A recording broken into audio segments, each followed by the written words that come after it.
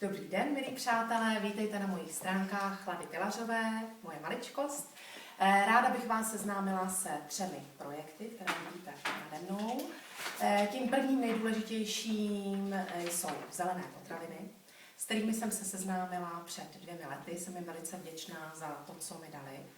Dali mi zpět chuť do života, už nejsem permanentně unavená, jako jsem bývala, a cítím se ve svých 42 letech lépe než ve svých 35 letech. Oživila jsem si konečně jídelníček a pochopila jsem, že je důležitý jíst živý, zdravý, zelený potraviny, abychom se cítili živěji, vitálněji, lépe. A s tím vším bych vás ráda seznámila na mojich stránkách v sekci zelené potraviny.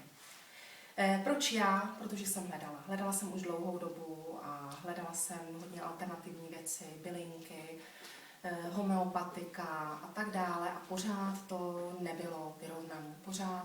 Pořád mi něco chybělo. Chyběla mi ta živost, ta energie. A co vám vlastně přináším, je to na zeleném podnose 2 produkty, ječmen a chlorela, džus ze zelené trávy a chlorela sladkovodní řasa. Prapůvodní organismus jednobuněčný, který tady už žil před 2,5 miliony let. Dávno. A na nich vlastně vznikly všechny další složitější organismy. A je na vás, jestli si zvolíte tyto zelené potraviny a oživíte si svůj jídelníček. Proč vy? Proč já? Protože každý si někdy prožíváme to období únavy, to období, že už toho máme plné zuby a chceme něco živýho, tak je to jedna možnost. Pro ty, co jsou nemocní, aby byli zase zdraví, a pro ty, co jsou zdraví, aby preventivně si mohli to svoje zdraví udržet. Zelené potraviny, které jsem si vybrala, jsou špičkové kvality. Zatím si stojím a ještě jsem nic nenašla lepšího, než jsou právě tyto zelené produkty od společnosti Greenways. Velice si vážím této společnosti, je to česká firma, 12 let na trhu a své produkty distribuuje pouze síťovým marketingem.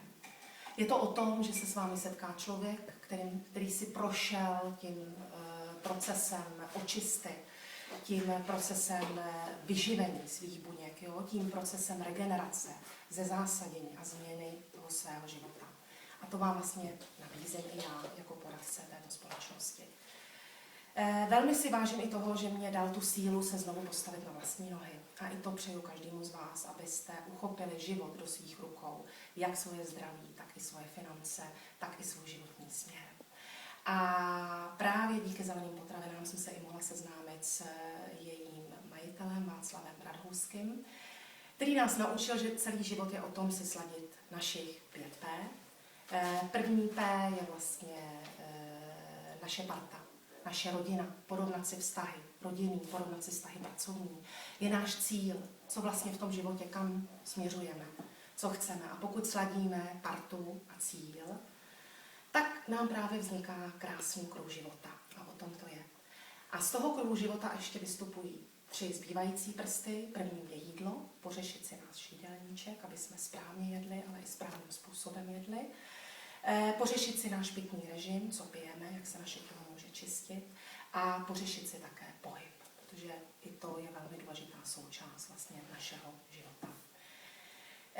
Dalšími z věcí, kterými se zabývám, jsou terapie, které máte opět na liště na stránkách. Věnuji se shiatsu už 7. rokem. Jsou to vlastně takové energetické masáže, kterým dochází k vyrovnání životní energie. A je to také psychoterapie, takzvané FASTR EFT. Je to rychlá oťukávací metoda emoční svobody. O tom se zase můžete dozvědět v našich sekcích nahoře. Uvědomila jsem si, že máme naše fyzické tělo, tam je ta rovnováha, tam je ta síla, ale že to i souvisí s naším psychickým tělem, to, co se nám honí v těch hlavách. A pokud my dáme dohromady naše fyzické tělo s naší hlavou, to znamená s naší psychikou, může z toho zase právě vzniknout to krásné 5 P. Tělo rovnováze, o tom jde. A 3. kapitola je Montessori, protože se zajímám o alternativní přístupy ke vzdělání, k rodičovství.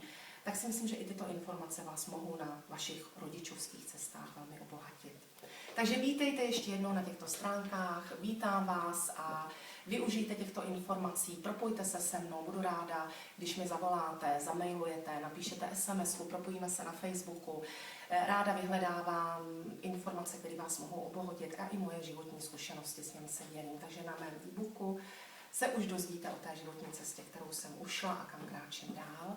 A budu se těšit, když se ozvete. Nashledanou, mějte se hezky. Přeju vám hodně štěstí, síly a vitality. Vaše Lada.